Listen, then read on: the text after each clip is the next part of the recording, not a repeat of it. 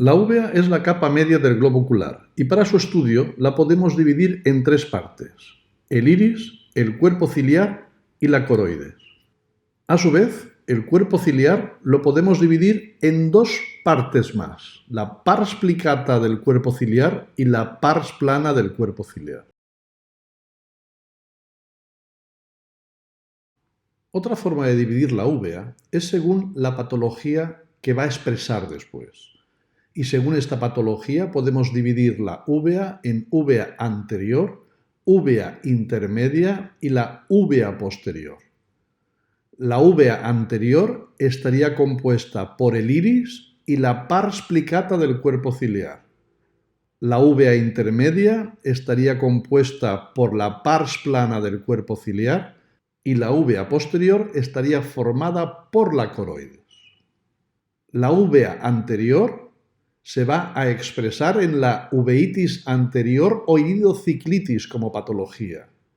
La uvea intermedia se va a expresar como la uveitis intermedia o pars planitis y la uvea posterior se va a expresar como una uveitis posterior o coroiditis. Dentro de la uvea anterior, el iris anatómicamente es una estructura discoidal con un agujero central que es la pupila. Periféricamente forma parte del ángulo iridoesclerocorneal y por su parte posterior se va a continuar con el cuerpo ciliar. Las funciones del iris es de diafragma, regulando la cantidad de luz que penetra en el globo ocular. Y otra de las funciones es alterar o variar la profundidad de foco.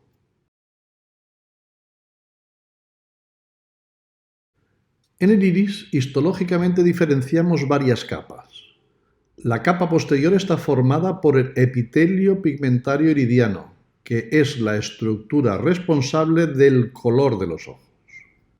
El estroma iridiano se sitúa anteriormente al epitelio pigmentario y es una capa de tejido conectivo laxo en la cual podemos ver incluidos la musculatura ocular intrínseca responsable de la motilidad pupilar. Esta musculatura está formada por el músculo constrictor de la pupila y el músculo dilatador del iris. La parte anterior del estroma iridiano está tapizada por otro epitelio, el epitelio anterior del iris, que a diferencia del posterior no produce pigmento.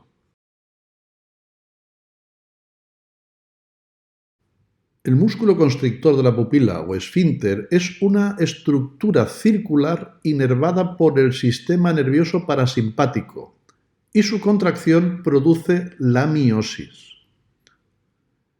El músculo dilatador pupilar son filetes musculares dispuestos de forma radial que estarán inervados por el sistema nervioso simpático y su contracción produce midriasis. Como hemos comentado, en el cuerpo ciliar podemos distinguir dos partes, la pars plicata y la pars plana. La pars plana la describiremos dentro de la uvea intermedia, mientras que la pars plicata que explicamos a continuación se considera dentro de la uvea anterior. La pars plicata del cuerpo ciliar recibe este nombre por la existencia de unas evaginaciones del epitelio ciliar centradas por un eje conectivo vascular, llamadas los procesos ciliares, que se van a proyectar internamente dentro de la cámara posterior ocular. Estos procesos ciliares tienen como función principal la secreción del humor acuoso.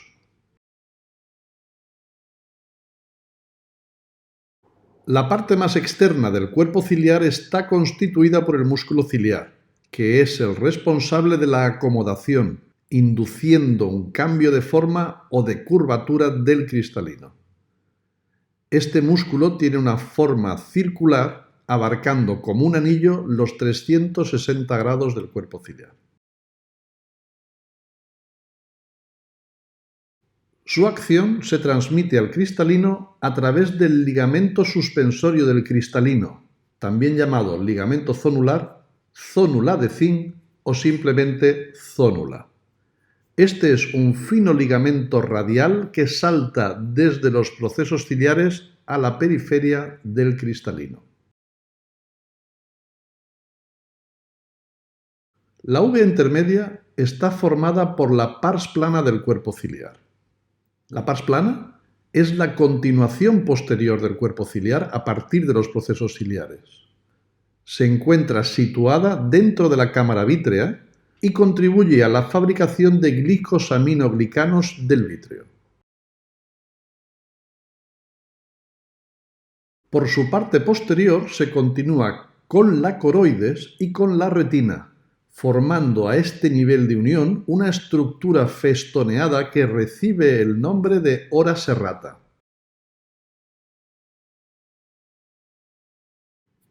La uvea posterior o coroides es una capa esencialmente vascular cuyas funciones son la nutrición de las capas más externas de la retina y mantener una temperatura constante que garantice un funcionamiento correcto de los pigmentos visuales.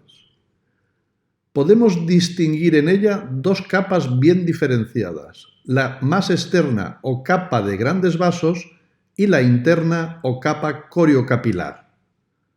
Entre esta última, entre la coriocapilar y la retina, se encuentra una formación membranosa compuesta por fibras de colágeno y elastina denominada membrana de Bruch.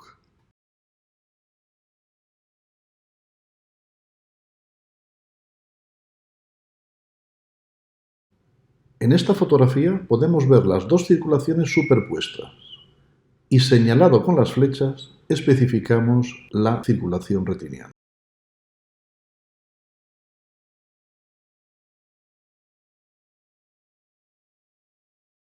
A través de la papila pasan los vasos retinianos centrales, la vena y la arteria central de la retina.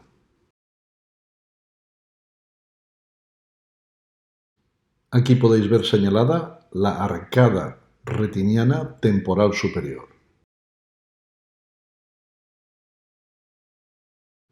Los vasos retinianos temporal inferiores, nasal inferiores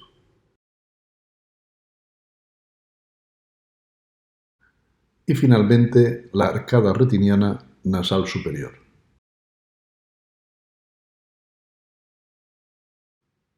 Por otro lado, la circulación coroidea es mucho mayor, como podéis ver en la imagen. La coroides presenta una gran cantidad de vasos sanguíneos.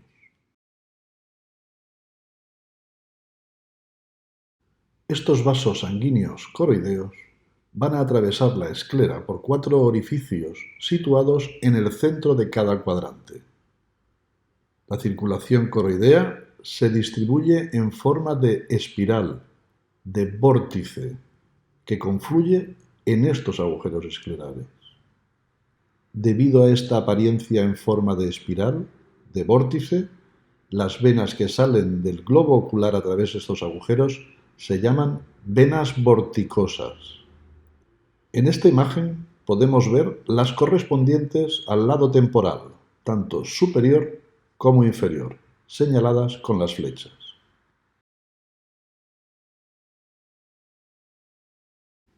Aquí podemos ver remarcada el área del disco óptico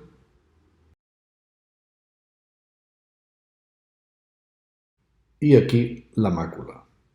Observar la importante circulación coroidea que hay en toda esta zona por dentro de las arcadas temporales.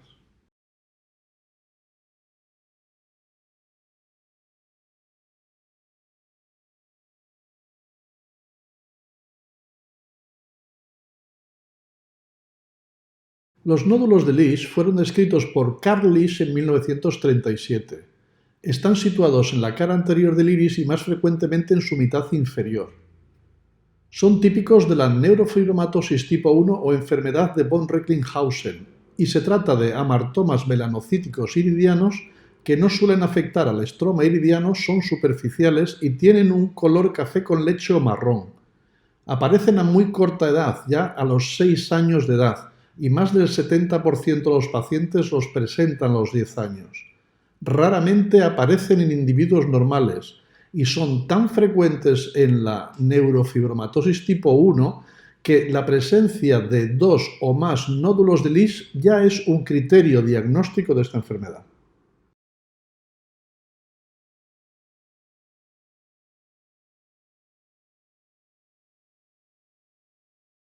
Los nódulos de Kep fueron descritos por el oftalmólogo alemán Leonard Kep. Se sitúan en el borde pupilar, son pequeños, múltiples y se suelen asociar con sinequias posteriores. Los podemos encontrar en el curso de uveitis anteriores de tipo granulomatoso, como la sarcoidosis y la tuberculosis. Tienen menor tamaño que los nódulos de Busacca y su composición son de células epitelioides y células gigantes rodeadas de linfocitos.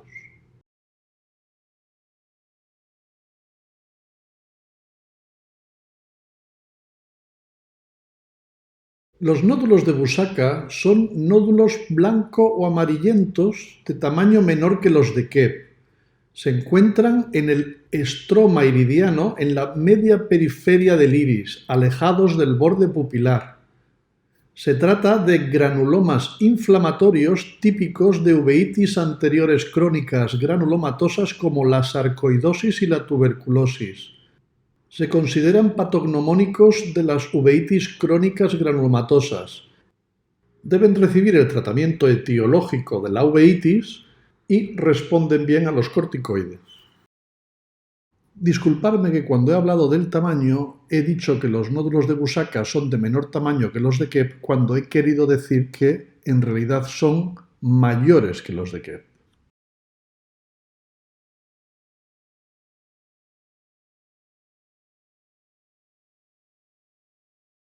Los nódulos de Berlín son formaciones granulomatosas nodulares situadas en el ángulo de la cámara anterior y justamente crecen sobre la malla trabecular.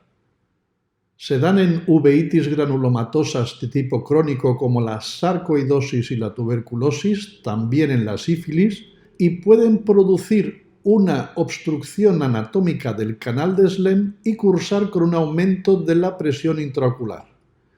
Ceden con el tratamiento con corticoides.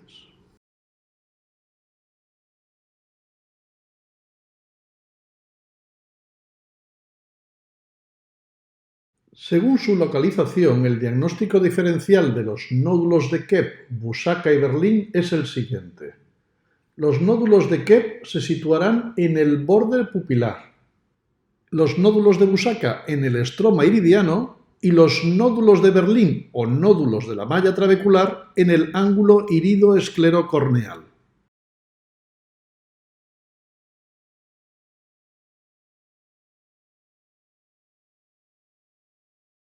En 1902, Wolfling describió unos nódulos blanquecinos que se presentaban característicamente en iris claros o en iris poco pigmentados. Más tarde, el psiquiatra inglés Thomas Brusfield, en 1924, notificó la alta prevalencia de estos nódulos en los pacientes afectados de trisomía del par 21, mongolismo o síndrome de Down. Las manchas de Brusfield o nódulos de Wolfling se describen como manchas blanco-grisáceas que se disponen concéntricamente a la pupila formando un anillo que suele situarse desde la zona media del iris hasta la periferia del iris según los casos. Histológicamente, estas manchas están formadas por tejido conectivo. Son zonas de hiperplasia del estroma iridiano rodeadas por una zona de hipoplasia relativa, como ya demostraron Püssner en 1958 y Jaeger en 1980. Se consideran un rasgo normal, no patológico. Según diferentes estudios, la prevalencia de estos nódulos en los pacientes afectados de síndrome de Down varía entre el 35 y el 78% y son más frecuentes en individuos de raza europea que en los pacientes con ascendente asiático. Solamente han sido descritos, como hemos dicho, en iris claros o poco coloreados, si bien estudios más recientes con luz infrarroja han demostrado también la presencia de estos nódulos en los iris oscuros. Esto es debido a que la melanina es relativamente transparente a las longitudes de onda infrarrojas, como demostró Collias en 1995. Las características del iris situadas debajo de la capa pigmentada del borde anterior se revelan en el examen con luz infrarroja y se pueden apreciar la presencia de estos nódulos en iris más pigmentados. Como resumen, las manchas de Bruchfeld o nódulos de Wolfram son manchas blanquecinas o grisáceas del iris. Forman un anillo concéntrico a la pupila que se sitúa desde la periferia hasta la zona media del iris. Están formadas por tejido conectivo, es un rasgo no patológico, frecuentes en el síndrome de Down y se han descrito en iris claros, si bien los análisis con luz infrarroja están demostrando que existen en iris oscuros. Muchas gracias por vuestra atención.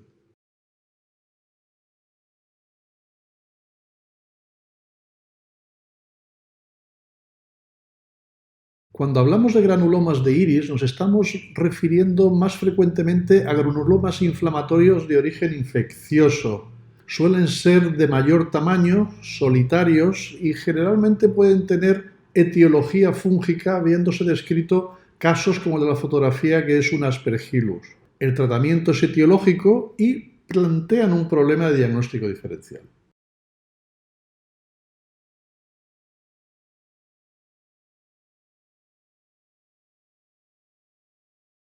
Los nódulos de iris y los granulomas iridianos plantean un problema de diagnóstico diferencial. Vamos a comentar aquí las más frecuentes, los problemas más frecuentes de diagnóstico diferencial. Y vamos a comenzar por las neoplasias malignas. En ellas encontramos los linfomas y leucemias, el melanoma amelanótico, el méduloepitelioma, el leiomiosarcoma y los tumores metastásicos, que son los más frecuentes. Dentro de los tumores benignos tenemos al nevus, al leiomioma y xantomas. También quistes de iris, el granuloma infeccioso, las enfermedades granulomatosas como la tuberculosis o la sarcoidosis, la sífilis y en niños no nos olvidemos del retinoblastoma y el xantogranuloma juvenil. El signo de Tyndall en oftalmología se define como la presencia de células, generalmente leucocitos, que están en suspensión en el humor acuoso. Es un signo importante de inflamación endoocular, muy frecuente en la uveitis anterior y otras inflamaciones o infecciones intraoculares como la endoftalmitis. En este vídeo vamos a ver cómo se clasifica y por extensión se considerará como una clasificación del grado de inflamación intraocular. ¿Cómo lo medimos el signo de Tyndall? Pues lo haremos a través de la lámpara de hendidura, proyectando un haz de luz de 1 milímetro de diámetro, que ya viene predeterminado en una de las opciones de la lámpara. La proyección ha de ser por la zona de mayor profundidad de la cámara anterior, por la zona central. El área a medir va desde la superficie posterior de la córnea hasta la superficie anterior del cristalino. Pondremos la luz al máximo para poder ver bien y para también ver correctamente las células tendremos un aumento adecuado. Y a partir de aquí, a contar células. Aquí vemos ahora un aumento en lo que sería el cilindro donde estarían contenidas las células que vamos a medir, que son estos puntos blancos que estamos viendo en suspensión. Tendría un comienzo en la flecha verde, a la altura de la flecha verde, que es la córnea, sería exactamente en la superficie posterior de la córnea, y tendría un final en la flecha roja, que es el cristalino, cuyo final sería en la superficie anterior del cristalino. Y este cilindro con este principio y este final, como hemos dicho, tendría un diámetro de 1 milímetro.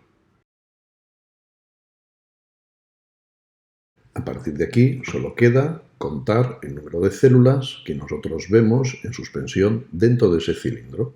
Vamos enfocando a diferentes alturas del cilindro para verlas todas enfocadas. Aquí ya veis que hay algunas que están más enfocadas y otras menos. Eso es debido a la profundidad de campo. Entonces lo único que hay que hacer es enfocar una zona y enfocar otra y contar todas las células que hay en este milímetro, o mejor dicho, en este cilindro.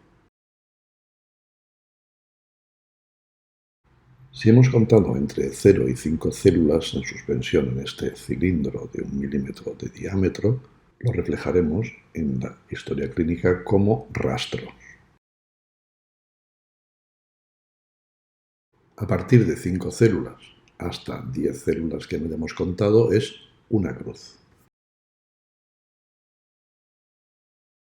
2 cruces entre 10 y 20 células. 3 cruces entre 20 y 50 células y reflejaríamos en la historia, en la clasificación de la intensidad del signo de Tyndall con 4 cruces cuando hayamos contado más de 50 células en este cilindro que hemos descrito. Y así es como quedaría la clasificación de la intensidad del signo de Tyndall. También deciros, como hemos dicho al principio, que esta clasificación de la intensidad del signo de Tyndall de alguna manera también nos está ayudando a clasificar junto con otros signos la inflamación, el grado de severidad de la inflamación intraocular. Muchas gracias por vuestra atención.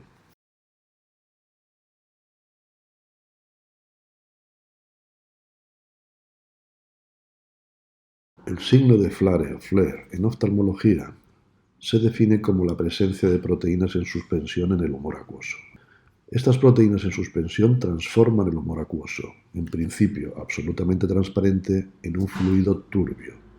Este aumento de la turbidez va en proporción al número, a la cantidad de proteínas presentes en la suspensión. Estas proteínas aparecen generalmente a consecuencia del aumento de la permeabilidad de la pared vascular debido a procesos inflamatorios, por lo que hace que el signo de Flare sea un signo importante de la inflamación intraocular. Es muy frecuente en la uveitis y otras inflamaciones o infecciones intraoculares como la endoftalmitis. En este vídeo vamos a ver cómo se gradúa la intensidad del signo de Flare y, por extensión, esta clasificación se considera como uno de los parámetros del grado de inflamación intraocular. ¿Cómo vamos a medir el signo de Flare? Lo haremos con la lámpara de hendidura y buscaremos la mejor iluminación con la que podamos ver el iris de la forma más nítida posible.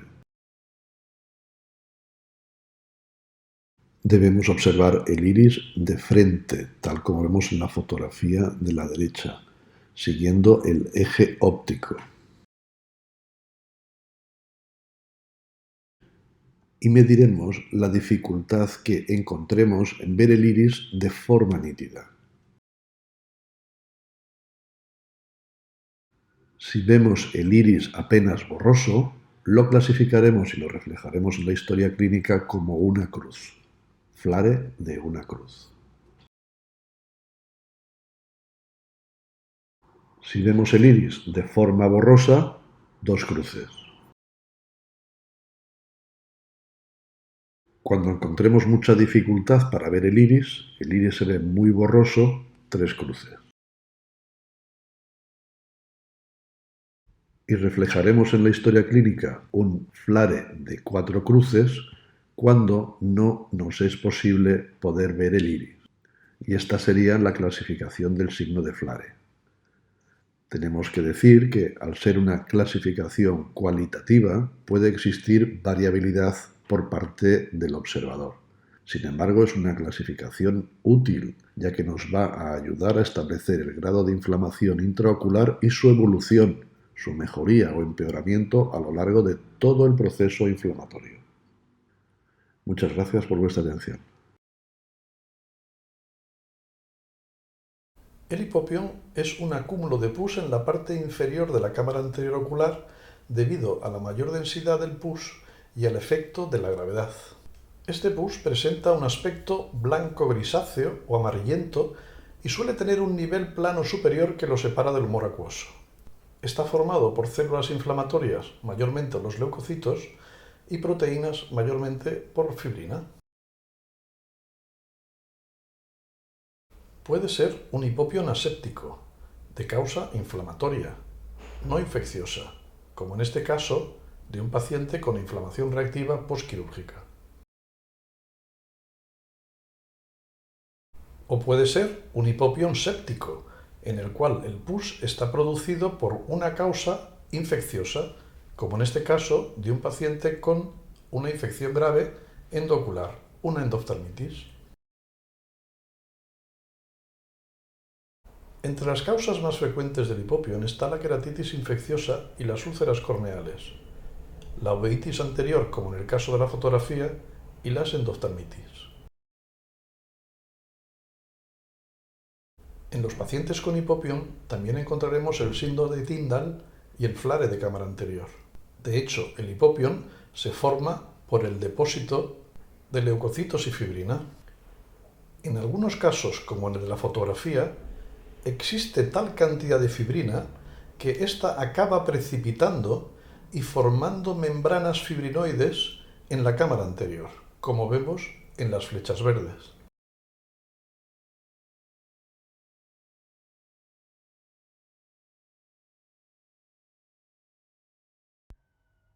La uveitis anterior es la más frecuente y los síntomas, fundamentalmente el paciente generalmente viene a urgencias y viene por un ojo rojo, como este paciente de la diapositiva, que tiene su ojo izquierdo, es un ojo más enrojecido que el ojo derecho, pero a diferencia de otras patologías que dan ojo rojo, el paciente tendrá dolor ocular, también tendrá visión borrosa, veremos por qué, y también tendrá molestia a la luz, lo que se denomina fotofobia. Este es el típico paciente con una uveitis anterior que viene de urgencias. Hay varias cosas que llaman la atención. Por una parte, el enrojecimiento ocular. Muchas veces el enrojecimiento es más cercano al limbo esclerocorneal, que es la zona anatómica entre la esclera y la córnea, porque aquí es lo que se llama la inyección ciliar. Justo aquí debajo está el cuerpo ciliar. Si hay inflamación, pues esta zona alrededor va a estar más enrojecida. Y también veremos por qué la pupila es un poco irregular, como vemos en este paciente. ¿Cómo se diagnostica en la exploración la uveitis anterior? Bueno, pues examinando al paciente, como veis aquí, pues con este tipo de plataforma diagnóstica que se llama lámpara de hendidura. Es un biomicroscopio que lo que permite es hacer una franja de la luz que nos permite focalizar la luz y nos permite examinar toda la parte anterior del ojo. Por lo tanto, es como veremos los signos que a continuación os explicaré. Uno de los signos más típicos que hay cuando examinamos al paciente pues es la presencia de células y proteínas en la cámara anterior. La cámara anterior en general hay humor acuoso, que es líquido, no hay células, pero cuando hay inflamación se ven estos puntos que vemos aquí en la diapositiva, que son células que flotan en la cámara anterior por el efecto de la inflamación, células que se segregan a partir del estroma del iris, y cuando se ve este haz de luz con estos puntitos que son las células, es lo que se llama el efecto Tyndall, que lo describió este señor que se llama Tyndall, y muchas veces se veía por la luz que entraba por las ventanales de las catedrales o por esta ventana. Fijaos que se ve este polvo que hay en esta franja, que es lo que se denomina el efecto Tyndall. Otros de los signos que puede ocurrir en los pacientes que tienen uveitis y que van bastante en relación a la gravedad o la severidad de la uveitis es la producción de fibrina en la cámara anterior, que es sobre todo la presencia de proteínas. Antes veíamos células, pues ahora vemos proteínas que se pueden depositar sobre el margen pupilar, como veis aquí, este acúmulo de tipo grisáceo que es fibrina, o cuando hay mucha proteína se puede depositar en la zona inferior de la cámara anterior con este aspecto blanco amarillento, que es lo que se denomina hipopión. ¿Qué es el hipopión? El hipopión son proteínas en la cámara anterior. ¿Qué significa? Pues significa una uveitis aguda o hiperaguda. También otro de los signos muy típicos de los pacientes con uveitis es que la pupila, como veis aquí, tiene un aspecto irregular. ¿Por qué? porque el iris se adhiere a lo que tiene más cerca. ¿Qué es lo que tiene más cerca? La cápsula anterior del cristalino. Y estas adherencias secundarias a la inflamación es lo que se denomina sinequias.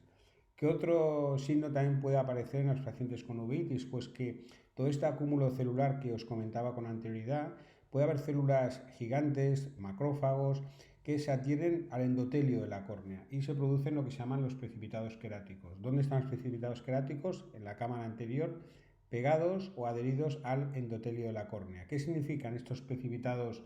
Muchas veces de este aspecto como más grisáceo, pues significan cronicidad y proceso granulomatoso.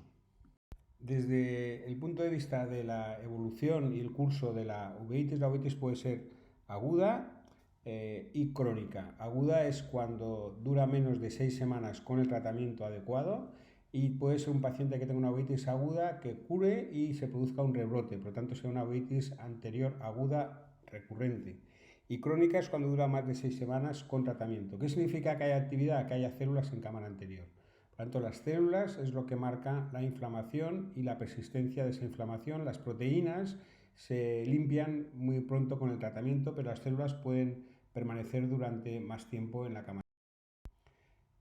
Desde el punto de vista etiológico, cuando un paciente acude de urgencias con una uveitis anterior aguda, ¿qué son las enfermedades que con mayor frecuencia se pueden asociar? Pues con diferencia la enfermedad que con mayor frecuencia se puede asociar, sobre todo si es un paciente varón, joven, es enfermedades reumatológicas y la principal la espondilitis anquilopoiética. Hay muchos pacientes que tienen también un antígeno de histocompatibilidad B27 asociado a la uveitis anterior. Puede ser que solo tenga un B27 positivo asociado, eso significa que hay una predisposición inmunogenética a tener la enfermedad, o puede ser B27 y espondilitis.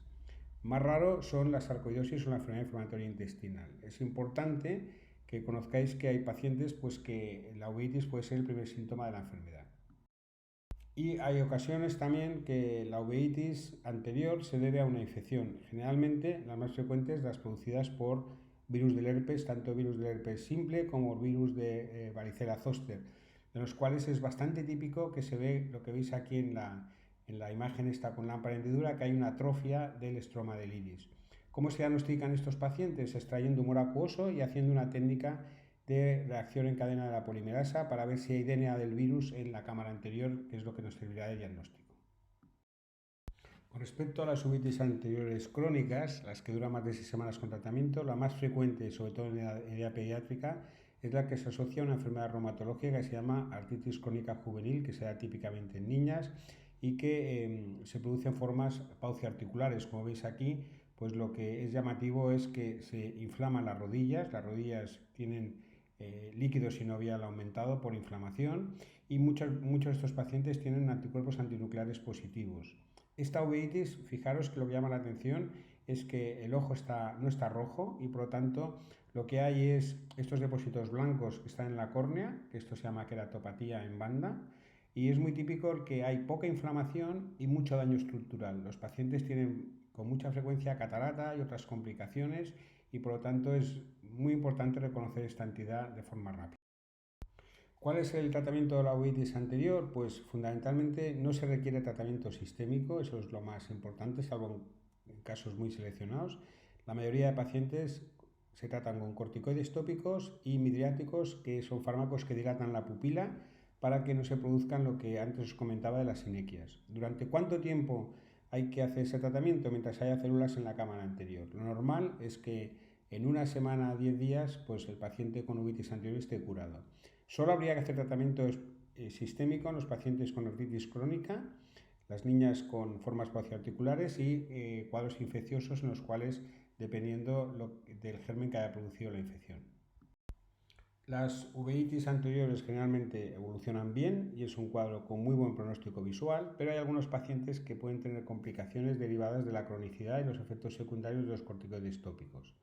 Los efectos secundarios más frecuentes es la catarata. Esta paciente tiene una catarata densa con mucha sinequia, unas formas de estas asociadas a artritis idiopática juvenil, y algunos pacientes también pueden tener aumento de la presión intraocular y producirse un glaucoma, ya sea por efecto de los corticoides o ya sea por un efecto de bloqueo de la pupila por las sinequias extensas que pueda haber posteriores.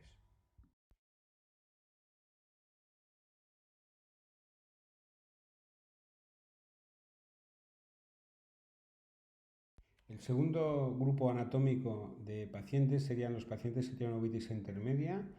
¿Por qué se denomina intermedia? Se denomina intermedia porque la inflamación se localiza, como veis aquí en la flecha, entre la uvea anterior y la uvea posterior.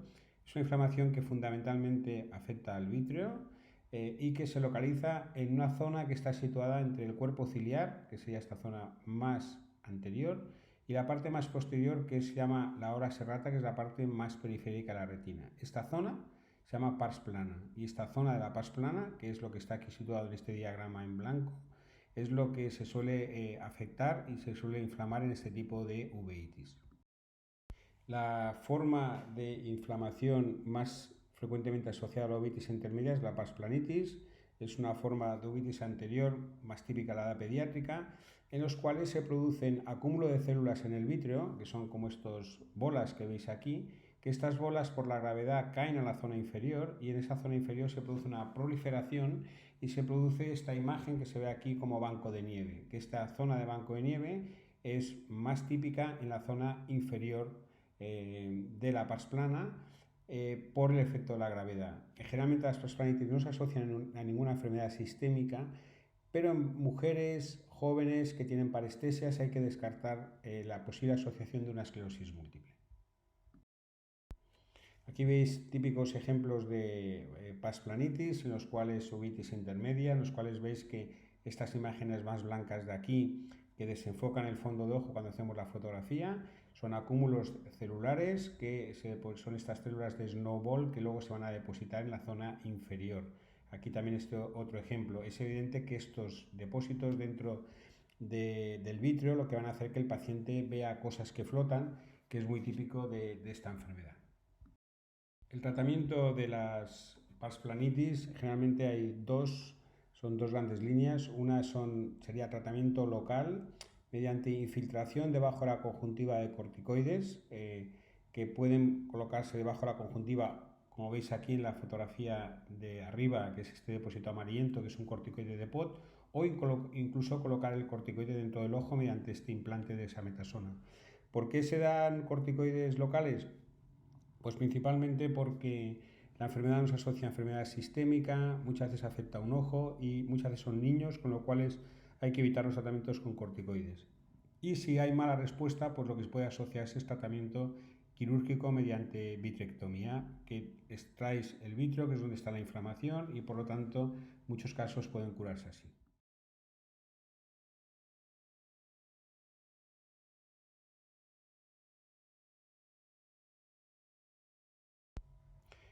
Las uveitis posteriores son aquellas que la lesión afecta fundamentalmente a la parte posterior de la uvea, que es la coroides, y realmente estas uveitis tienen más riesgo de pérdida de visión por complicaciones en la retina, ya que la uvea posterior, la coroides, está en contacto directo con la retina.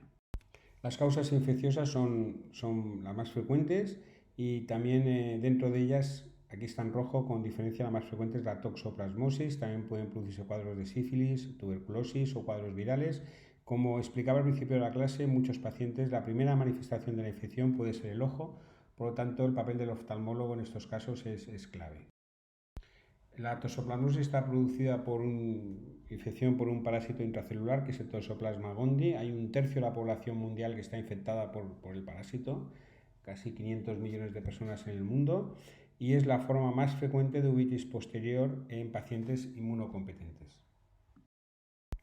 La mayoría de casos nos infectamos comiendo carne contaminada de determinados animales en los cuales están infectados por el toxoplasma, los quistes en los tejidos, y al ingerirlo pues es cuando nos contagiamos con diferentes carnes de animales. Puede haber también formas epidémicas con agua contaminada, con una cloración inadecuada, no filtrada, que al beber directamente esa agua hay cuadros epidémicos, y luego la otra posibilidad es pues, vía transplacentaria.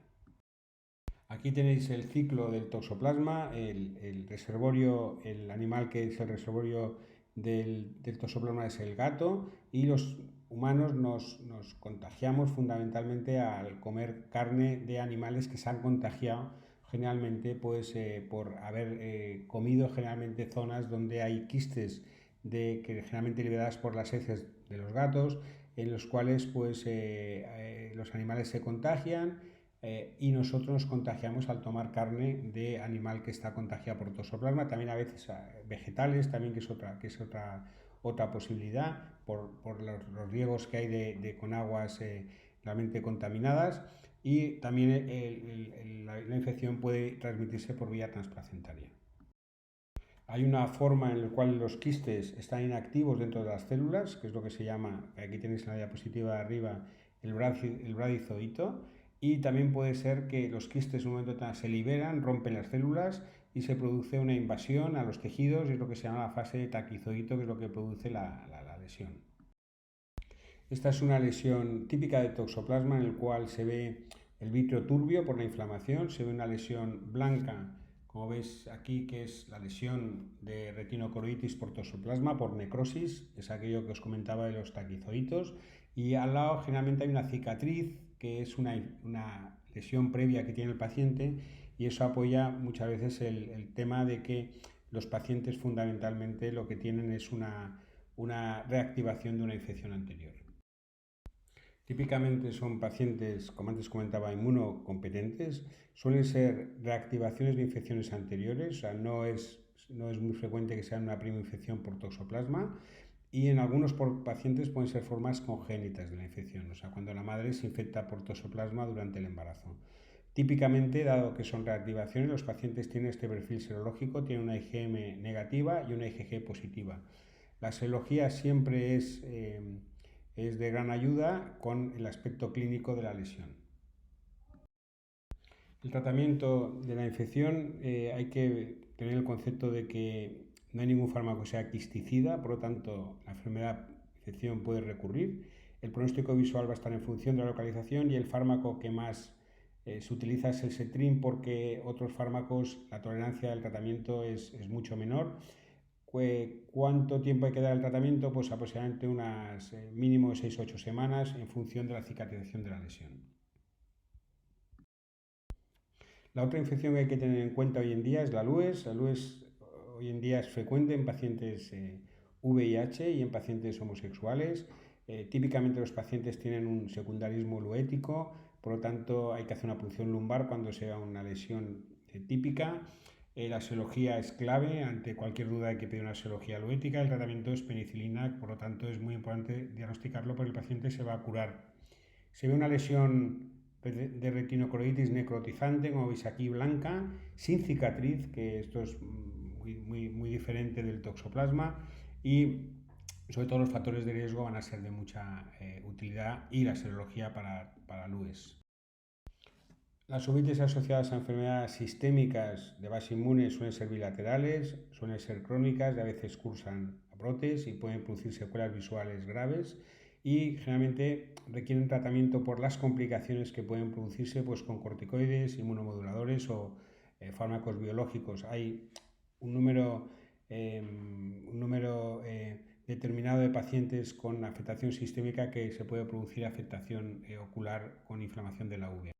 Dentro de estas enfermedades simplemente voy a comentar una, que es la enfermedad de Behçet. Es una enfermedad teóricamente de base inmune que se caracteriza porque los pacientes tienen aftas bipolares, bucales y genitales, y se produce un cuadro ocular que fundamentalmente, como veis aquí, estas lesiones blancas que siguen los vasos, pues se produce una vasculitis retiniana asociado a la enfermedad, que por lo tanto requiere un diagnóstico adecuado, es un diagnóstico clínico, y que requiere un tratamiento con corticoides y inmunosupresores.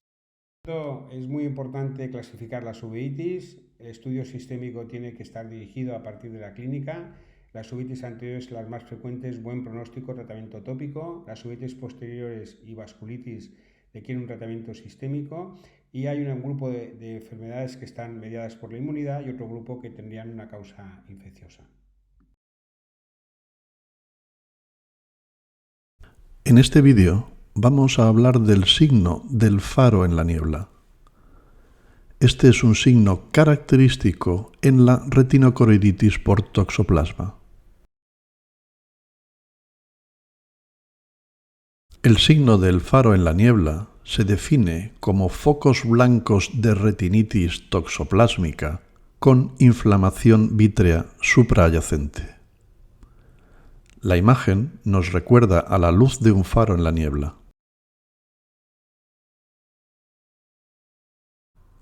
El foco de luz es una retinitis necrotizante focal que destaca por su intenso color blanco.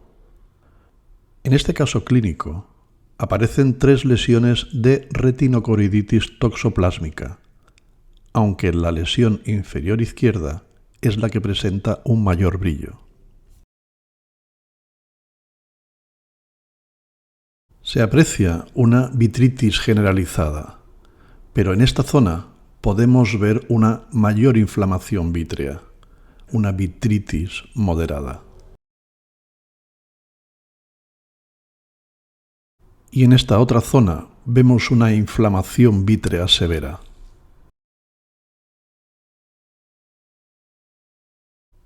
La vasculitis retiniana, típicamente cerca del foco de retinocoroiditis, es otro de los hallazgos clásicos de la toxoplasmosis ocular. Y aquí, en el lado nasal, podemos ver otro foco de periflebitis retiniana. Este es el signo del faro en la niebla.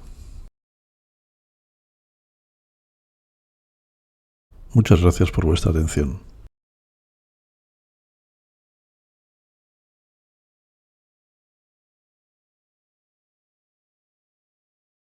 La coroidopatía puntata interna o PIC, según sus siglas en inglés, es una coroidorretinopatía inflamatoria multifocal idiopática, poco frecuente y que afecta mayoritariamente a mujeres jóvenes con miopía.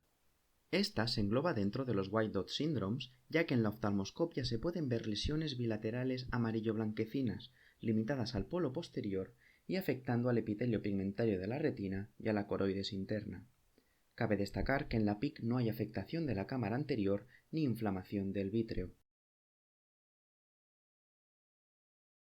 El año 1984, el prestigioso oftalmólogo Robert Watzke y sus colegas de la Universidad de Iowa presentaron un estudio de 10 mujeres jóvenes miopes con clínica de visión central borrosa, fotopsias y escotomas paracentrales. El fondo de ojo mostraba múltiples lesiones blanquecinas a nivel de la coroides interna y del epitelio pigmentario de la retina, asociadas con frecuencia a desprendimientos serosos de la retina neurosensorial. Ninguna paciente tenía afectación de la cámara anterior o de la cavidad vítrea. Al descartar otras posibles causas, fundamentalmente infecciosas, concluyeron que posiblemente se encontraban delante de una nueva entidad no descrita hasta la fecha, a la cual denominaron coroidopatía puntata interna.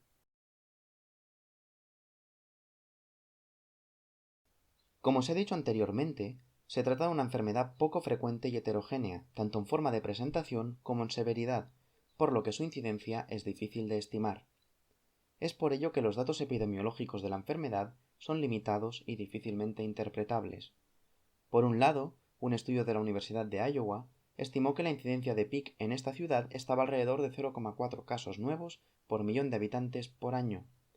Por otro lado, de acuerdo con los datos publicados por parte de la Manchester Uveitis Clinic, entre los años 1991 y 2013 se vieron 3.000 pacientes con uveitis, entre los que reportan 83 casos de PIC, representando el 2,8% de los casos vistos durante esos años.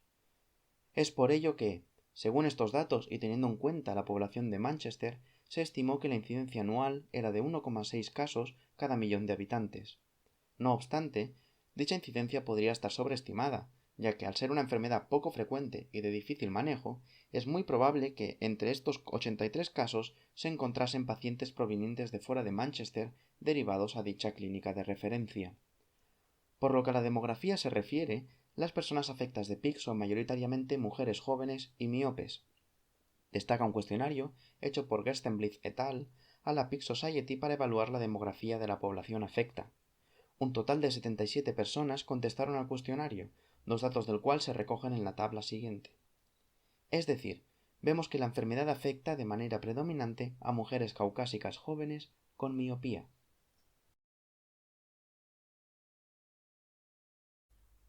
La etiología de la PIC sigue siendo desconocida a día de hoy, y la fisiopatología tampoco ha estado bien dilucidada.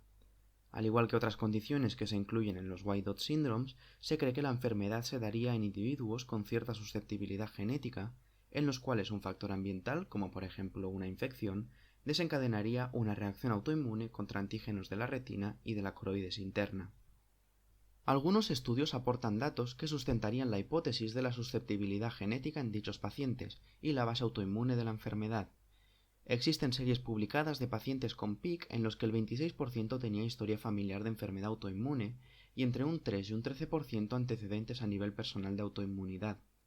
También existe un caso descrito en la literatura de madre e hija, ambas afectas de PIC. Asimismo, se han asociado dos polimorfismos del gen de la IL-10, una citocina antiinflamatoria, a un mayor riesgo de sufrir la enfermedad.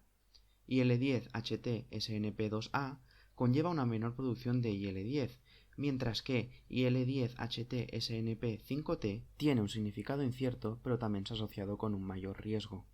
Finalmente, se ha encontrado una mayor frecuencia de PIC entre los individuos con HLA-DRB1 15, un 26% contra el 16% que representa la población general.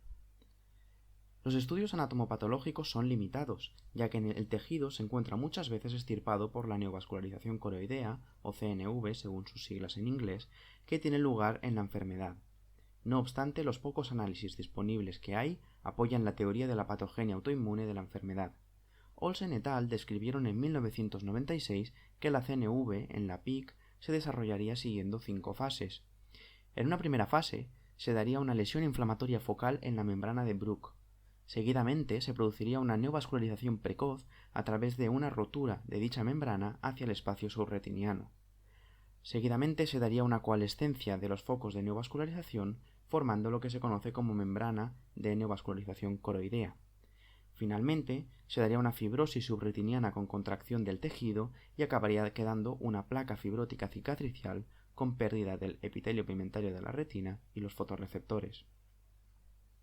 Otros hallazgos histopatológicos que se han encontrado son infiltrados de células inflamatorias como macrófagos o microglia, ausencia de linfocitos B y niveles elevados de VEGF. Como hemos dicho anteriormente, la mayoría de las pacientes con PIC son miopes. En un primer momento se pensó que la miopía podía provocar fisuras o Lacker cracks en la membrana de Bruch y ocasionar la enfermedad, pero actualmente se ha demostrado que la lesión es inflamatoria y no mecánica, por lo que esta hipótesis estaría descartada. La hipótesis actual es que el adelgazamiento o el aumento de la fragilidad de la membrana de Bruch, consecuencia de la tensión sobre esta producida por la miopía, podría permitir un mayor tráfico de células inmunes y el desarrollo de la neovascularización, contribuyendo así a la aparición de la PIC. En relación a la clínica, de acuerdo con la encuesta realizada en el estudio de Gerstenblythe, los síntomas iniciales de la PIC más frecuentes son los escotomas, en un 91%, seguidos de la visión borrosa, en un 86%, y las fotopsias, en un 73%.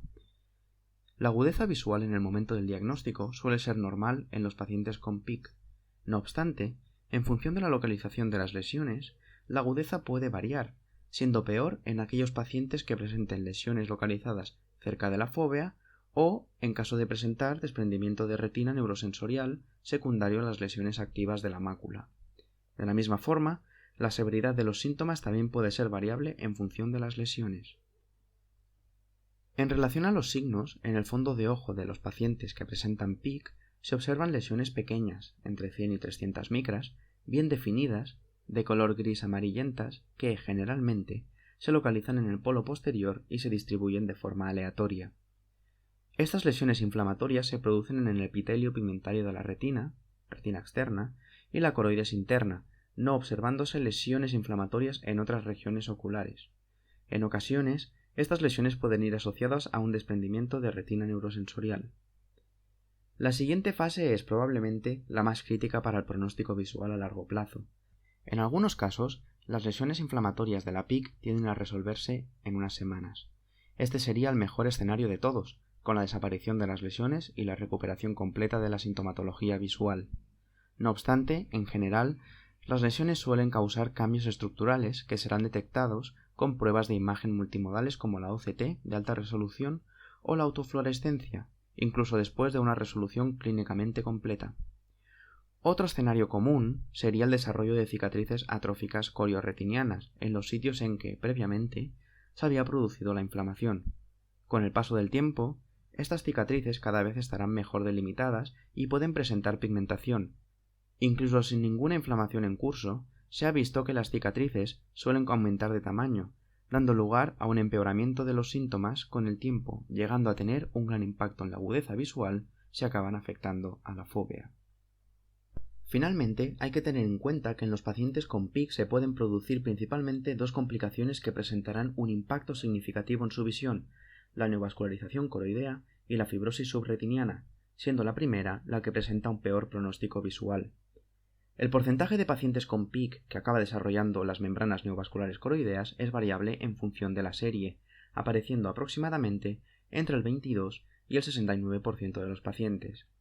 La otra complicación que pueden presentar estos pacientes es la fibrosis subretiniana, que es relativamente frecuente, apareciendo en al menos el 56% de los pacientes durante el primer año. Con el paso del tiempo pueden desarrollar también fibrosis peripapilares o fibrosis en forma de puente entre las cicatrices. Aunque la mayoría de los pacientes presentan clínica unilateral al inicio de la enfermedad, posteriormente es frecuente que la enfermedad se acabe desarrollando de forma bilateral.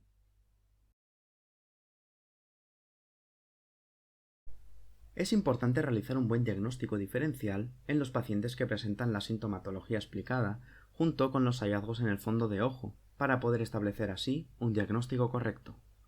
En primer lugar, se debe realizar con la coroiditis multifocal con panuveitis. Esta enfermedad, junto con la coroidopatía puntata interna, son dos enfermedades que se incluyen en el White Dot Syndrome, un grupo heterogéneo de enfermedades idiopáticas que se caracterizan por presentar múltiples lesiones blanco-amarillentas de origen inflamatorio a nivel de la retina externa, concretamente en el epitelio pigmentario de la retina y en la coroides. Existe una gran controversia en la literatura en cuanto a si la coroidopatía puntata interna y la coroiditis multifocal son el espectro de una misma enfermedad o corresponden a dos entidades distintas. En el estudio realizado por Gilbert et al. Se analizaron las manifestaciones clínicas y las características demográficas de ambas enfermedades, y se sugirió que eran dos entidades distintas. Aún así, muchos autores continúan considerándolas dentro del mismo espectro. La PIC se caracteriza por presentar lesiones en el polo posterior en ausencia de respuesta inflamatoria intraocular. Esto diferencia la PIC de la MCP, que se caracteriza por presentar vitritis con o sin inflamación de la cámara anterior, asociada a las típicas lesiones coroidorretinianas periféricas en el fondo del ojo. Clínicamente, la MCP suele tener un curso crónico y recidivante, con peor pronóstico visual, a diferencia de lo que ocurría con la PIC, que suele ser recurrente con remisiones intermedias. Aunque ambas enfermedades son más comunes en personas miopes, se ha observado que la PIC se asocia a una mayor proporción de pacientes miopes y con un mayor grado de defecto de refracción que en la MCP. Por último, los pacientes con PIC tienen una mayor prevalencia de CNV, presentando sintomatología antes que los pacientes con MCP.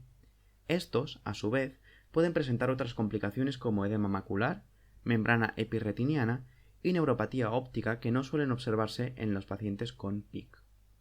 Por otro lado, la corioretinopatía en Birdshot o imperdigonada es una enfermedad inflamatoria que se caracteriza por presentar múltiples lesiones amarillo pálido localizadas en la periferia o periferia media a nivel del epitelio pigmentario de la retina y la capa coriocapilar.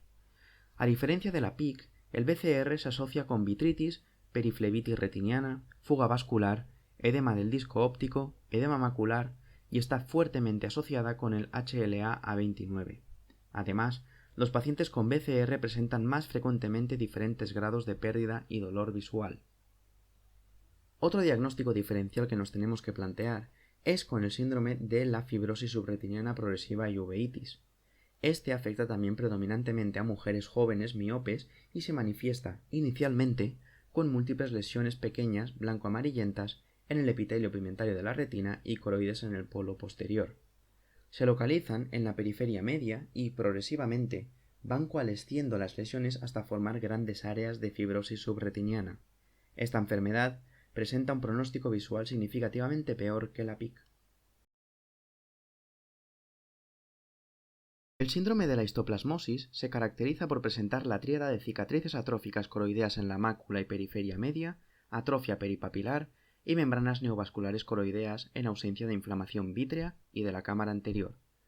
Las lesiones que se observan debido a la histoplasmosis y a partir de las cuales se desarrollará la CNV no presentan inflamación activa, pero corresponden a lesiones perforadas y focales de la membrana de Bruch, a diferencia del observado en la PIC.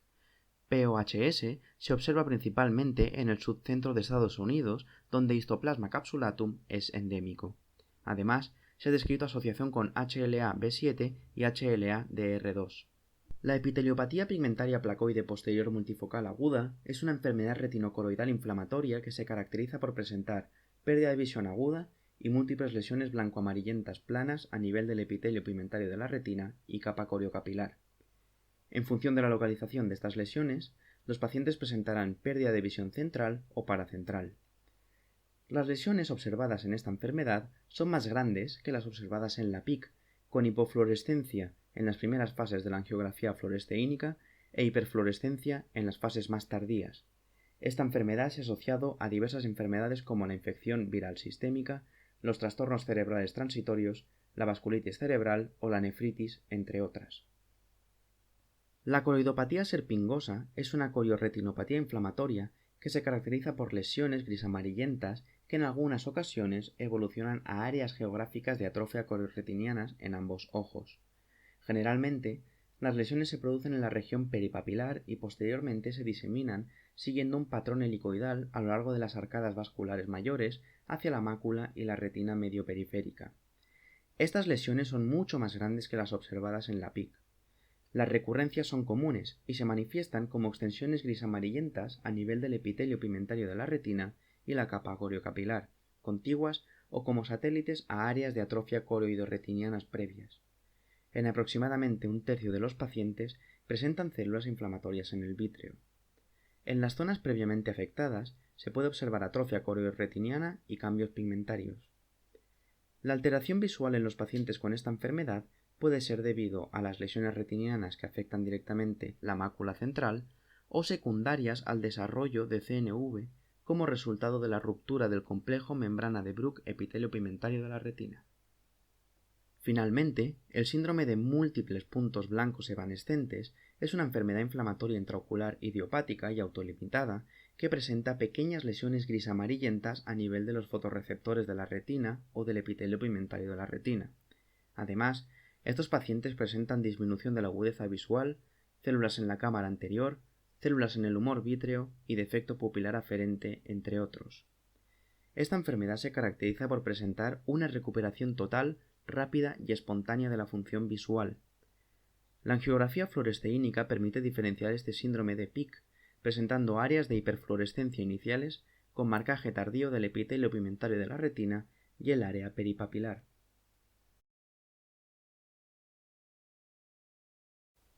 El diagnóstico de PIC es clínico y se realiza a partir de la historia clínica, la sintomatología y la exploración oftalmológica mediante el fondo de ojo, como se ha explicado anteriormente. Se pueden realizar también pruebas complementarias para el diagnóstico de casos difíciles y para hacer una monitorización y seguimiento de las pacientes. Las pruebas complementarias utilizadas son 1. La angiografía fluoresceínica. Mediante esta prueba se observan lesiones hiperfluorescentes puntiformes en la coroides en las fases arteriales tempranas. En las fases tardías se ve una tinción o fuga variable de las lesiones. Cuando hay membrana neovascular coroidea, se observan áreas focales con una red diáfana de neovascularización irregular, con hiperfluorescencia en la fase temprana y fuga en la fase tardía. En segundo lugar encontramos la angiografía verde indocianina. Con esta prueba se observan lesiones hipofluorescentes que corresponden a zonas de hipoperfusión coroidal y capilares coroideos dilatados alrededor de las lesiones. Además, también se han observado puntos de hiperfluorescencia en las paredes de los vasos que podrían indicar una vasculitis asociada. Por otro lado, en la OCT, o tomografía de coherencia óptica, se observan lesiones que afectan al epitelio pigmentario de la retina, además de las lesiones características de cada uno de los estadios de la enfermedad. Esta prueba nos permite diferenciar las lesiones activas de las inactivas.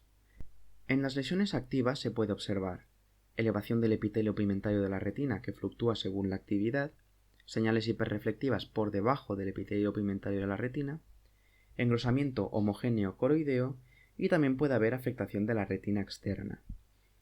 En las lesiones inactivas se han descrito distintas alteraciones, como atrofia focal de la retina externa y del epitelio pigmentario de la retina, depósitos hiperreflectivos debajo del epitelio pigmentario de la retina, y elevaciones focales de dicho epitelio con espacios hiporreflectivos subyacentes.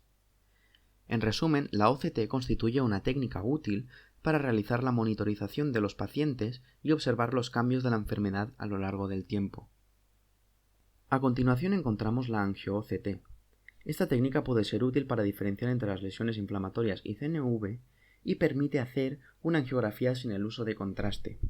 La angio-OCT muestra señal de flujo en la morfología de la lesión de CNV en la retina externa y la capa coriocapilar. En quinto lugar encontramos la autofluorescencia del fondo de ojo o FAF. En esta prueba, tanto las lesiones activas como las atróficas y las subclínicas se muestran hipoautofluorescentes. En el caso de las lesiones activas, cabe destacar que presentan un halo hiperautofluorescente alrededor que se va desvaneciendo. Finalmente, encontramos el campo visual.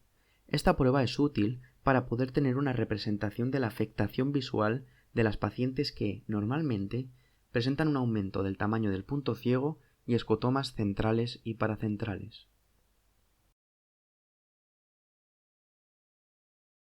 En relación al abordaje terapéutico, en la mayoría de las pacientes con PIC no será necesario ningún tratamiento específico, por lo que se adoptará un manejo conservador con observación y seguimiento de dichos pacientes. En caso de presentar una disminución de la agudeza visual o la presencia de múltiples lesiones agudas próximas a la fóvea, se recomendará el tratamiento con corticoides sistémicos o perioculares. En caso de tratamiento sistémico, se iniciará una pauta de corticoides de 1 mg kilo, aproximadamente unos 60-80 mg diarios vía oral, durante 3-5 días y posteriormente una pauta descendente de manera progresiva.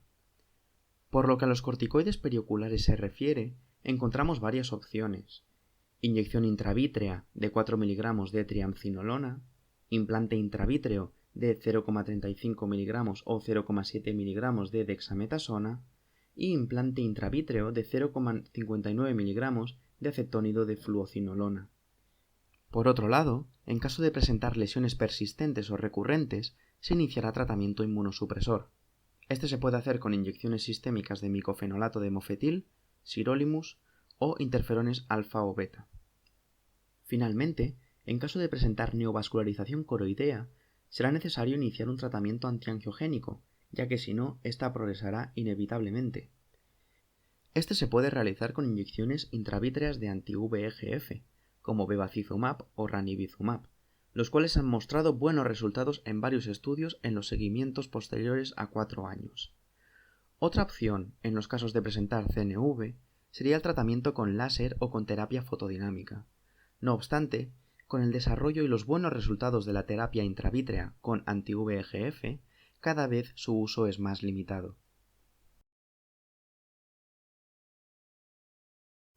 En relación al pronóstico, la afectación visual depende de la localización de las lesiones y de la presencia o no de complicaciones. Generalmente, la enfermedad tiene un curso autolimitado y las recurrencias son comunes, sobre todo los 3 primeros meses después del episodio. Las principales causas de pérdida visual son la aparición de complicaciones, CNVM y fibrosis subretiniana. En ausencia de CNVM, el pronóstico visual es bueno. El 50-75% de los ojos tienen una agudeza visual superior a 20/25, pero un quinto de las pacientes acabará con una agudeza visual menor a 20/200 a causa del desarrollo de CNVM o fibrosis subretiniana. Se han descrito distintos casos de recurrencia de la enfermedad o desarrollo de CNV durante el embarazo. Es probable que este hecho esté relacionado con los niveles elevados de factores angiogénicos como VEGF y el factor de crecimiento placentario que se dan durante el embarazo.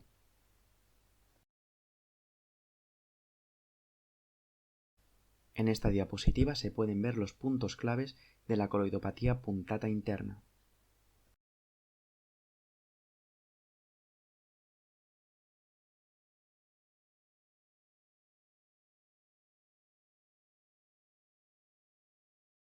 Y ya para acabar, aquí se puede ver la bibliografía que hemos usado para realizar la presentación. Muchas gracias por su atención y esperamos que les haya gustado.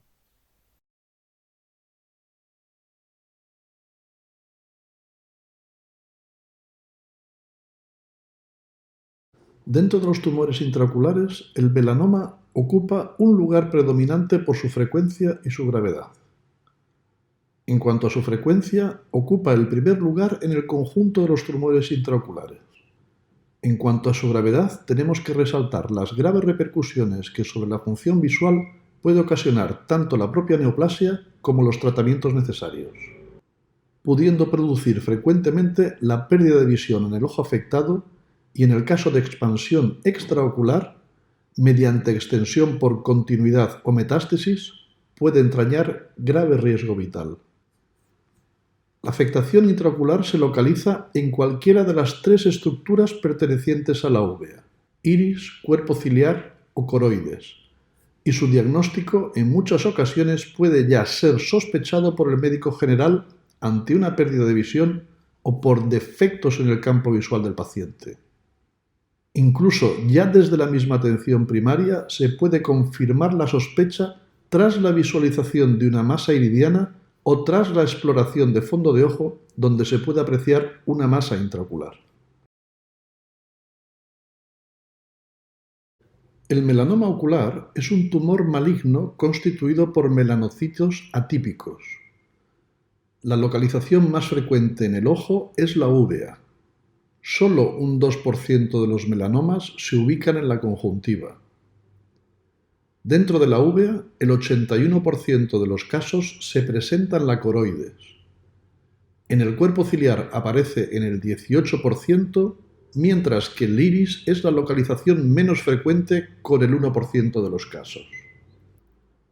Es un tumor unilateral, aunque se han descrito casos en los que se presenta simultáneamente en ambos ojos.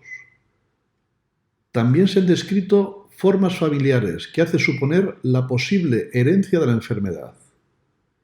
Se postula un patrón de herencia autosómico dominante. Se describen también asociaciones del melanoma a síndromes, como el de Li-Fraumeni y el de melanoma mola familiar. En cuanto a la epidemiología, los melanomas de uvea son los tumores malignos primarios oculares más frecuentes en la raza blanca. La raza blanca tiene un riesgo de padecer un melanoma ocular 8 veces mayor que la raza negra y 3 veces superior a la población asiática. Constituyen el 70% de todas las neoplasias malignas primarias oculares. El segundo lugar lo ocupa el retinoblastoma en la infancia, que supone el 13%.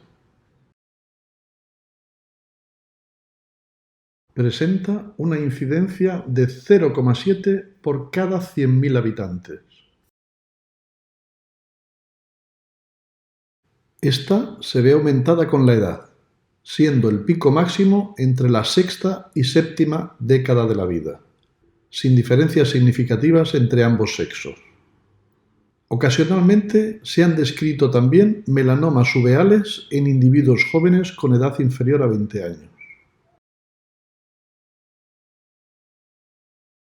La incidencia del melanoma ocular es aproximadamente 1 a 8 de la del melanoma cutáneo.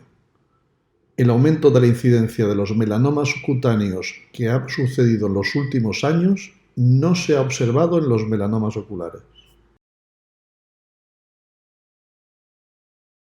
En cuanto a los factores de riesgo, aparte del factor de la raza ya comentado, podemos añadir los siguientes. La latitud geográfica. Se ha descrito un aumento de la incidencia de melanoma del 8% por cada 10 grados de latitud en el hemisferio norte. El color de la piel y de los ojos. Se considera que la piel clara, el pelo rubio y los ojos claros son factores de riesgo para el desarrollo del melanoma uveal. Nevus coroideo persistente. La mayoría de los melanomas uveales proceden de nevus ya existentes, estimándose que la tasa de transformación de nevus a melanoma uveal es aproximadamente de 1 cada 8.500. Exposición a la luz solar. Se ha observado una correlación positiva entre la exposición a la luz solar y el desarrollo de melanoma uveal, pero que no alcanza la significación estadística, a diferencia de lo que sí ocurre con el melanoma cutáneo. Predisposición genética. La herencia autosómica dominante es rara, pero el melanoma uveal familiar se considera un factor de riesgo porque da lugar al 0,6 de todos los melanomas uveales. El melanoma en el joven es raro. Aproximadamente el 1% de todos los melanomas uveales se dan en menores de 20 años. El melanoma uveal bilateral es muy poco frecuente. Debe diferenciarse de las proliferaciones melanocíticas paraneoplásicas, como la proliferación melanocítica uveal difusa benigna. También se ha sugerido una asociación genética en el melanoma uveal primario multifocal. Como asociaciones fenotípicas tenemos a la melanosis ocular, melanosis oculi, y la melanosis oculodérmica, o nevus de Ota. 1 de cada 400 pacientes con nevus de Ota desarrollan melanoma uveal, y aproximadamente un 3% de los pacientes con melanoma uveal sufren esta enfermedad. El síndrome del nevus displásico familiar y melanoma se define como la concurrencia de más de 50 nevus cutáneos y presencia de melanomas cutáneos en familiares de primero o segundo orden. En el melanoma uveal se ha observado que la incidencia de este síndrome es mucho mayor que en la población general. Sin embargo, no se ha encontrado una mayor incidencia de melanoma uveal en las series de pacientes afectos de esta entidad. Los melanomas de iris son los más precozmente diagnosticados, ya que sus alteraciones son visibles y detectados incluso por el mismo enfermo. El paciente presenta cambios morfológicos en el iris con aparición de tumoración hiperpigmentada que en ocasiones distorsiona la morfología de la pupila. La sintomatología del melanoma de coroides es más tardía, especialmente si se encuentra en la periferia. En los melanomas de polo posterior, el motivo de consulta es la aparición de una sombra fija en el campo visual que en ocasiones se acompaña de miodesopsias y fotopsias. En ocasiones llega a producir disminución de la agudeza visual. Cuando el tumor se halla en un estado muy avanzado, presentando incluso necrosis, serán las complicaciones de esta las manifestaciones primarias, como la endoftalmitis, la hemorragia intraocular masiva, el glaucoma secundario o la uveitis del segmento anterior. Es el llamado síndrome de mascarada intraocular. Los melanomas de cuerpo ciliar también presentan una sintomatología tardía. Producen alteraciones de posición en el cristalino, que motivarán la aparición de astigmatismo y, consecuentemente, disminución de la agudeza visual. En ocasiones, el desplazamiento del cristalino puede conducir a la oclusión del ángulo camerular e inducir un glaucoma agudo, aunque más frecuentemente la causa del aumento de la presión intraocular es el sangrado de la tumoración en cámara anterior o IPEMA. El diagnóstico se realiza mediante el examen de polo anterior con lámpara de hendidura y gonoscopía. La gonoscopía permite observar la invasión del ángulo camerular y evaluar la dispersión de pigmento. El control fotográfico es muy útil también para detectar la progresión de la lesión. El nevus de iris suele ser una lesión pigmentada, plana, carente de vasos sanguíneos y muy bien delimitada.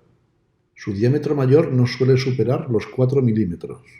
En general no suele deformar la pupila ni producir glaucoma. Sin embargo, los melanomas malignos de iris aparecen en forma de nódulo solitario que distorsionan levemente la arquitectura del estroma irídico. el hallazgo de hipervascularización, distorsión pupilar, ectropio nubeal, opacificación focal de cristalino, afectación del cuerpo ciliar, glaucoma secundario o crecimiento tumoral documentado son de valor para distinguir los tumores melanocíticos malignos de los benignos. El uso de la regla ABCDF nos será de gran ayuda en estos casos. En ocasiones son extensos, infiltrantes e incluso múltiples. En este último caso aparecen nódulos multifocales hipopigmentados, lo que le da el nombre de melanoma en tapioca. En cuanto al melanoma de cuerpo ciliar, sospecharemos la presencia de masa que afecte al cuerpo ciliar cuando en el examen de la lámpara de hendidura observemos un desplazamiento anómalo de la raíz del iris. Además, se pueden visualizar los llamados vasos centinela, que corresponden a vasos epiesclerales ingurgitados que se localizan en el mismo cuadrante que el tumor. En el examen bajo dilatación pupilar observaremos alteraciones de la morfología del cristalino con opacidades localizadas. Puede provocar inflamación intraocular, por lo cual podemos encontrar signos de uveitis anterior y o posterior. El examen debe complementarse con el estudio mediante la lente de 3 espejos de Goldman. Con ella se apreciará una masa de pigmentación variable que ocupa cámara posterior, hipervascularizada y que puede desplazar el cristalino. En el examen con lámpara de hendidura en el melanoma de coroides no aparecen alteraciones morfológicas de polo anterior. Solamente se apreciarán vasos centinela epiesclerales cuando el tumor sea muy periférico. El diagnóstico de melanoma coroideo se realiza mediante la práctica de oftalmoscopía indirecta bajo dilatación pupilar. En manos expertas, los melanomas de coroides de tamaño mediano y grande pueden ser diagnosticados mediante oftalmoscopía indirecta y ecografía con una fiabilidad de hasta un 99,7% de los casos. Morfológicamente se presenta como una tumoración sólida, sobrelevada, de forma discoide, globular o cupuliforme. A medida que el tumor crece, puede romper la membrana de Bruch y adquirir un aspecto en forma de hongo. Raramente se presenta de forma difusa, extendiéndose entonces a la órbita a través de los canales esclerales. Su pigmentación es variable e incluso en ocasiones es amelanótico. Esto ocurre en un 5% de los casos. Si el tumor invade la retina, la parte apical del tumor muestra un tono más oscuro. Este hecho lo podéis ver en la fotografía. A medida que el melanoma se extiende, profundiza en la membrana de Bruch y produce un desprendimiento exudativo de la retina neurosensorial. También es frecuente hallar en el epitelio pigmentario de la retina acúmulos de pigmento anaranjado que se corresponden con lipofuscina. La presencia de pigmento naranja en la superficie tumoral y el líquido subretiniano son hallazgos asociados a transformación maligna. Sin embargo, la presencia de drusas sobre la superficie tumoral indican antigüedad de la lesión y benignidad. Como comentamos, es común un desprendimiento de retina exudativo secundario, y otras características que se observan con menos frecuencia son las hemorragias y la inflamación intraocular. La transiluminación escleral puede sernos de gran utilidad, ya que además de diferenciar una tumoración sólida de una quística, nos da una idea aproximada de la extensión de la tumoración. El examen oftalmoscópico debe complementarse mediante exploración con lente de 3 espejos u otras lentes de contacto, especialmente si la tumoración es pequeña, es menor a 3 milímetros y plantea dudas diagnósticas.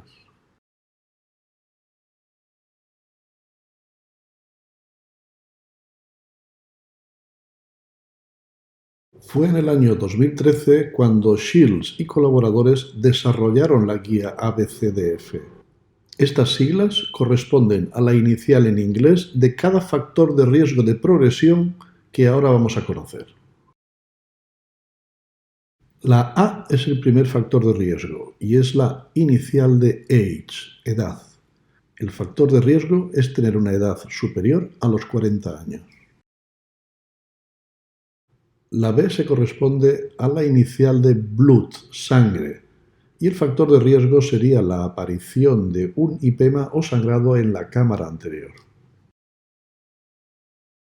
La C se corresponde con la inicial de clock hour inferiorly y se refiere a que es un factor de riesgo que la lesión se encuentre situada en los usos horarios inferiores, es decir, por debajo del meridiano que va desde las 9 a las 3 horas. La D es la inicial de diffuse configuration, que corresponde a un factor de riesgo en el cual veríamos lesiones con configuración difusa.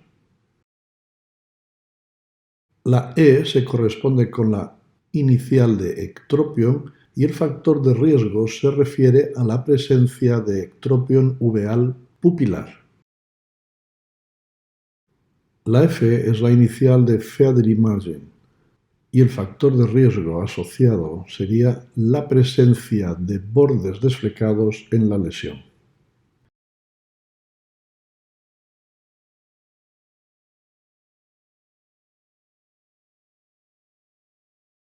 Existe un gran interés por la detección temprana, el diagnóstico precoz, del melanoma de coroides, y su diferenciación del nevus sigue siendo el principal impedimento.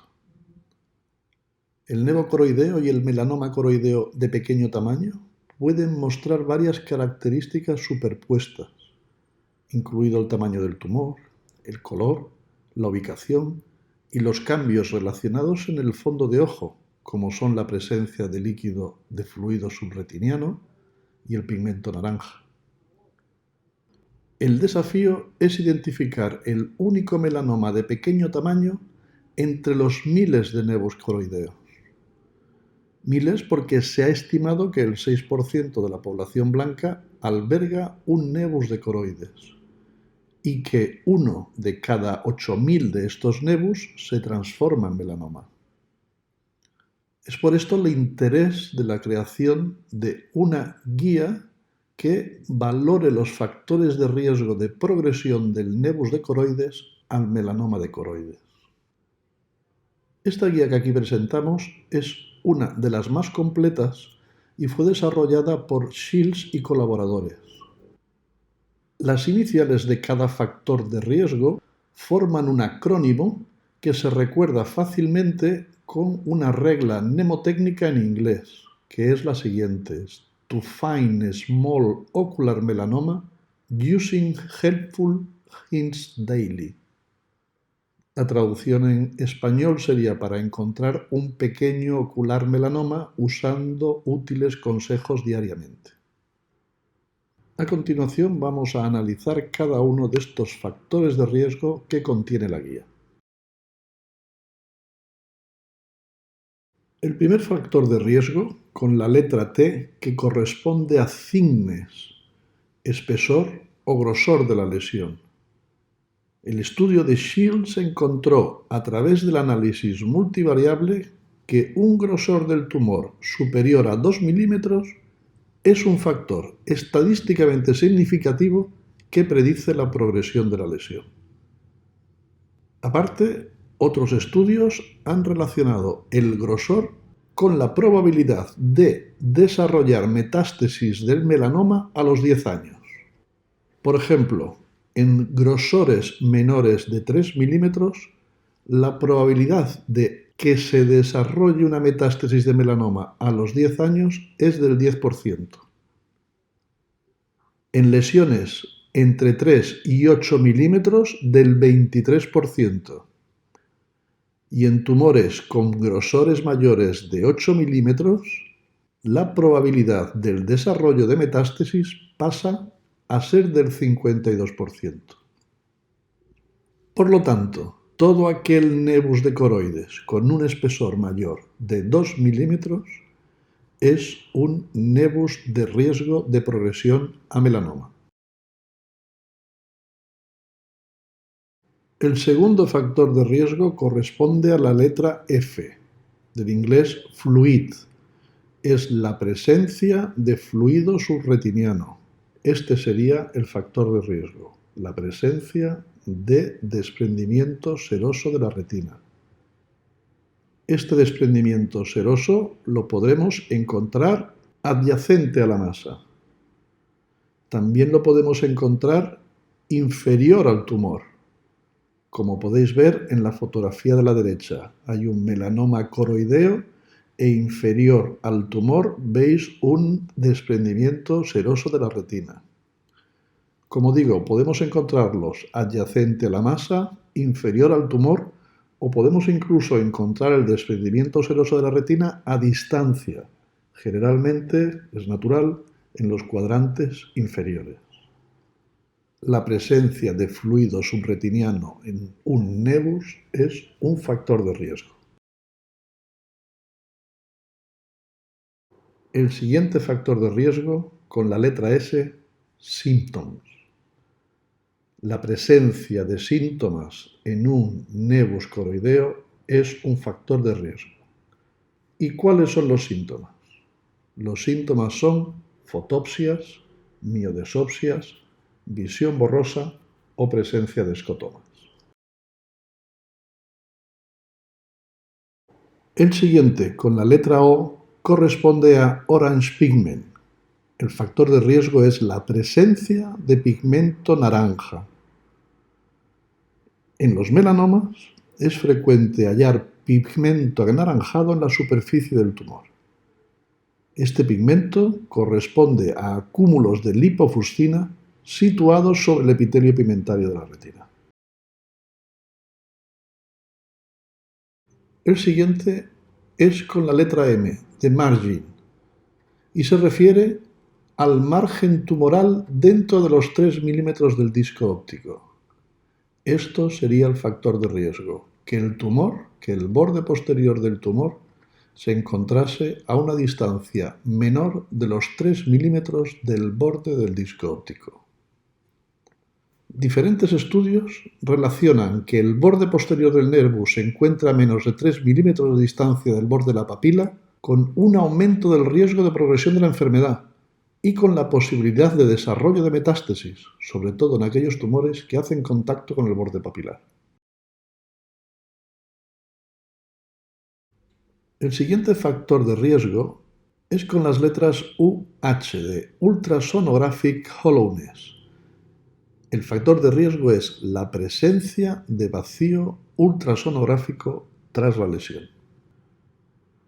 Es característico del melanoma la atenuación importante de los ultrasonidos a medida que el eco avanza a través del tumor, lo que produce un signo ecográfico en el modo B, denominado vacío acústico, y que corresponde a la disminución de los ecos intratumorales y orbitarios que se encuentran en la región posterior del tumor.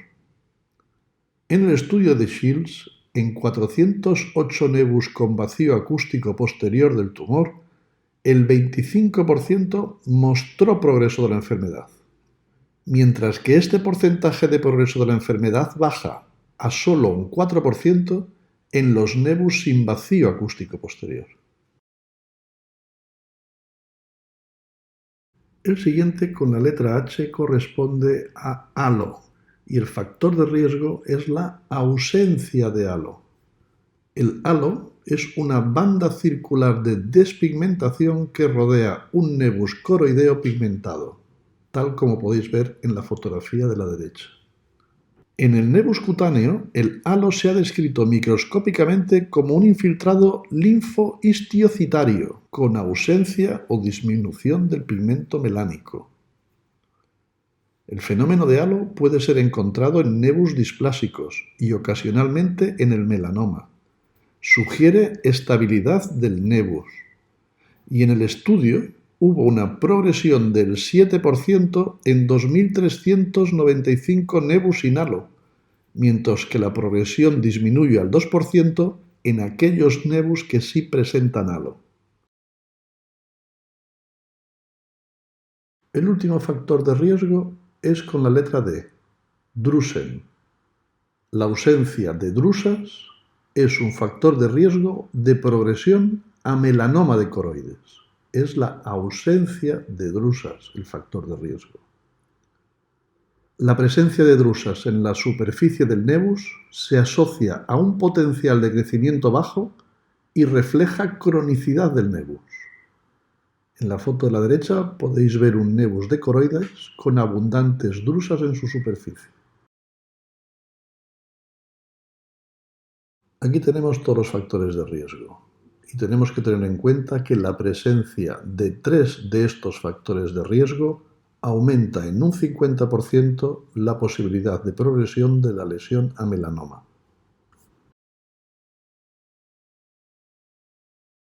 La combinación de factores más peligrosa, con un riesgo de crecimiento del 69%, fue la asociación del grosor superior a 2 milímetros, la presencia de síntomas y el margen del tumor al disco. Los pacientes con nevus coroideos que no muestran ninguna característica de riesgo deben ser visitados inicialmente 2 veces al año y seguidos luego anualmente a partir de entonces si su condición continúa estable. Aquellos pacientes con 1 o 2 características de riesgo deben ser vistos cada 4 o 6 meses. Los nevus con 3 o más características de riesgo deben evaluarse en un centro especializado para conocer las alternativas de manejo y el posible tratamiento debido al alto riesgo que presentan de crecimiento final. El objetivo de esta guía es la detección de un melanoma uveal en un punto temprano, el diagnóstico precoz. Por ejemplo, cuando el tumor tiene como máximo un grosor de 2,1 milímetros y esto un riesgo de metástasis del 10% a los 10 años. Pero esto es mucho mejor que la detección de un tumor con 4 o 5 milímetros con un riesgo de metástasis a los 10 años del 24%. En conclusión, un grosor superior a 2 milímetros, la presencia de líquido subretiniano, la existencia de síntomas, de pigmento naranja, el margen posterior del tumor cerca del disco, el vacío ultrasonográfico, la ausencia de halo y la ausencia de drusas, recordados a través de la regla mnemotécnica To Find Small Ocular Melanoma Using Helpful Hints Daily, para encontrar un melanoma ocular pequeño usando consejos útiles diariamente, son factores de riesgo profundamente importantes para la detección de un melanoma coroideo precoz.